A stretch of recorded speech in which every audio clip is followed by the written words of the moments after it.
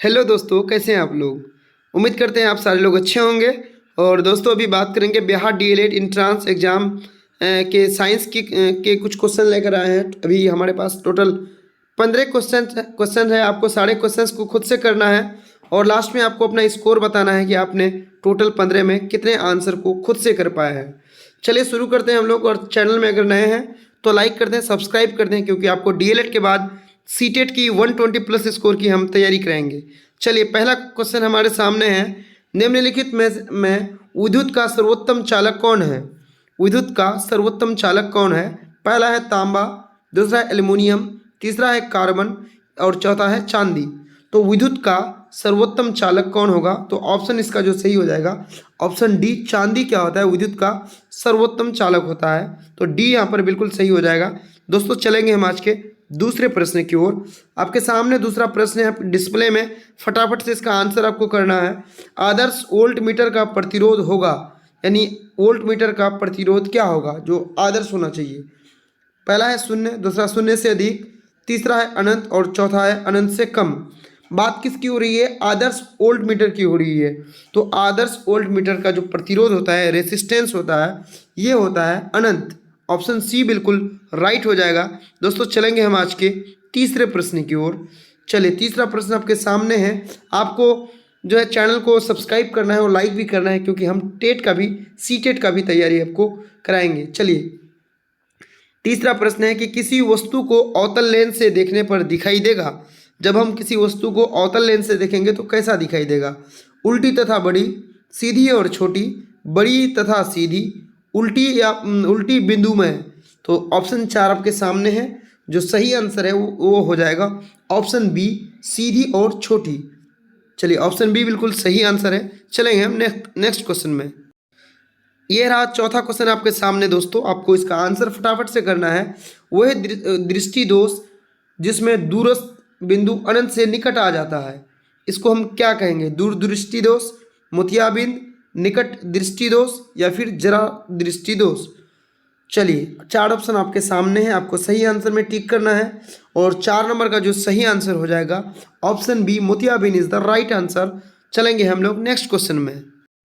दोस्तों ये DElEd entrance के जो एग्ज़ाम 2023 में होने वाली है, इसके लिए मोस्ट इम्पोर्टेंट क्वेश्चन है। और ये जो है आपको एंट्रांस एग्ज़ाम में पूछे गए हैं, बिहार डीएलएड और कई सारे अदर स्टेट के डीएलएड एग्ज़ाम में पूछा गया क्वेश्चन है। चलिए पहला है, और ये मानू का भी पूछा गया क्वेश्चन है। प्रकाश के परावर्तन के कितने नियम हैं। 1 नियम है, 2 नियम है, 3 नियम है या फिर 4 नियम है।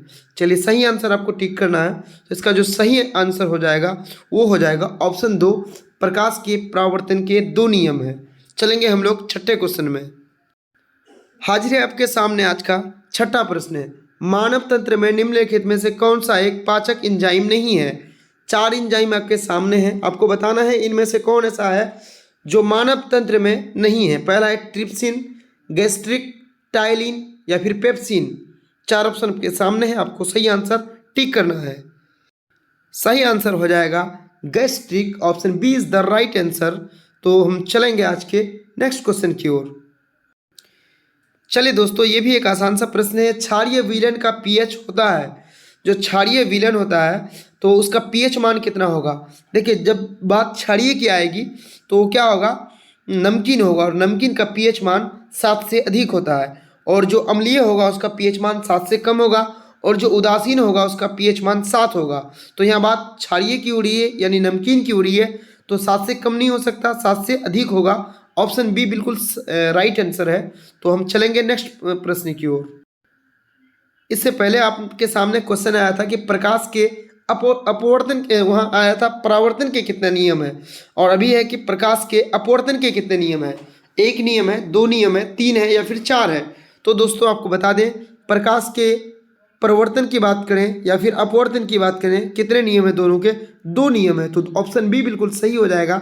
चलेंगे नेक्स्ट प्रश्न में। और 9वां प्रश्न आपके सामने है दोस्तों। अवतल दर्पण है, कैसा होता है अवतल दर्पण। अभिसारी होता है, अपसारी होता है, अभी से सारी तथा अपसारी दोनों होता है, या फिर इनमें से कोई नहीं।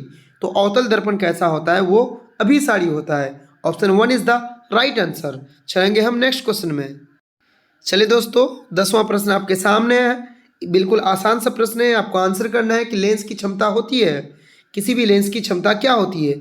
फोकस दूरी की दुगनी होती है, फोकस दूरी की बराबर होती है, फोकस दूरी की व्यक्तिक्रम होती है, या फिर ऑप्शन डी फोकस दूरी की तिगुनी होती है। आपने 10th में पढ़ा है इस तरह का क्वेश्चन, इसलिए आपको अब से ये गलती नहीं होनी चाहिए। तो जो लेंस की क्षमता होती है वो फोकस दूरी की कैसी होती है? व्यक्तिक्रम होती है। आपको इसका फॉर्मूला जो है हमें कमेंट करके बताना है कि जो लेंस की क्षमता का होता है फॉर्मूला क्या होता है, पावर लेंस के पावर की फॉर्मूला आपको बताना है। और आपसे नहीं होगा तो हम जो है नेक्स्ट वीडियो में बता देंगे। चलेंगे हम 11वें प्रश्न में। चलिए दोस्तों, 11वां प्रश्न आपके सामने है। मेंडल ने अपने प्रयोगों के लिए बगीचे में उगाए जाने वाले पौधे किस पौधे का चयन किया? ये आपके हर एग्जाम में पूछाने वाले, किसी भी तरह की टीचिंग एग्जाम है उसमें ये प्रश्न बिल्कुल पूछा जाता है कि मेंडल ने जो है पौधों पर अपना प्रयोग किया था। 10th में आपने इस तरह का जो है इसके मेंडल के बारे में बहुत अच्छे से पढ़े होंगे। तो साधारण मटर, उड़हुल, गुलाब या फिर सहतूत। तो इसका सही आंसर हो जाएगा दोस्तों ऑप्शन ए, साधारण मटर हो जाएगा, बिल्कुल सही। चलेंगे हम 12वें प्रश्न की ओर। चलिए 12वां प्रश्न आपके सामने है। सीसा और टीन की मिश्र धातु को कहते हैं। तो सीसा और टीन की मिश्र धातु को क्या कहेंगे? सोल्डर, स्टील, गनमेंटल या फिर उपधातु। तो जो सीसा और टीन की मिश्र धातु होता है उसको कहा जाता है दोस्तों ऑप्शन ए यानी सोल्डर कहा जाता है, बिल्कुल सही आंसर है। चलेंगे हम 13वें प्रश्न की ओर। आपको कमेंट करके जरूर बताना है कि आपके टोटल कितना मार्क्स सही हुआ है। चलेंगे, और आप चैनल में नए हैं तो प्लीज़ आपसे रिक्वेस्ट है आप चैनल को सब्सक्राइब कर लें। चलिए आगे प्रश्न है कि जीवों में वंशानुगत गुणों का निर्धारक है? जीन है, क्रोमोसोम है, डीएनए है या फिर इनमें से कोई नहीं। तो जीवों में जो वंशानुगत कारक होता है, वंशानुगम का कारण जो होता है वो जीन होता है। जेनेटिक्स का जो मेन कारण वो जीन होता है हमारा। तो ऑप्शन ए बिल्कुल सही आंसर हो जाएगा। दोस्तों अगर आपको हमारे डीएलएड का सारे क्लास लेना है तो आप प्लेलिस्ट में डीएलएड नाम से एक प्लेलिस्ट बना हुआ है, आप वहाँ से बिल्कुल सारे क्लास को ले सकते हैं। चलिए आगे प्रश्न है, विभिन्नता का मुख्य कारण क्या है? समसूत्री विभाजन, अर्धसूत्री विभाजन, असमसूत्री विभाजन या इनमें से कोई नहीं। तो ऑप्शन 14 का क्वेश्चन 14 का ऑप्शन जो है वो सही हो जाएगा दोस्तों, अर्धसूत्री विभाजन। ऑप्शन बी बिल्कुल सही आंसर है। चलेंगे हम आज के लास्ट प्रश्न की ओर। तो लास्ट प्रश्न है कि निम्न में किस धातु को चाकू से काटा जा सकता है? बिल्कुल 10th में ही आपने इस चीज़ को पढ़ लिया है। मैग्नीशियम, क्रोमियम, सोडियम या फिर सल्फर। जो इसका सही आंसर हो जाएगा सोडियम, यानी सोडियम एक ऐसा धातु है जिसे आप चाकू से काट सकते हैं। चलिए दोस्तों, आपका टोटल कितना सही हुआ 15 में आप हमें कमेंट करके जरूर बताएंगे।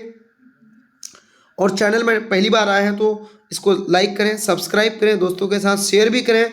और आने वाले एग्ज़ाम में जब आप सीटेट की तैयारी करेंगे तो उसकी बेस्ट तैयारी कराई जाती है हमारे पास। 120 प्लस की तैयारी कराई जाती है। जिन लोगों ने इस बार हमसे तैयारी की है 120 प्लस स्कोर आ रहा है। चलिए दोस्तों, धन्यवाद।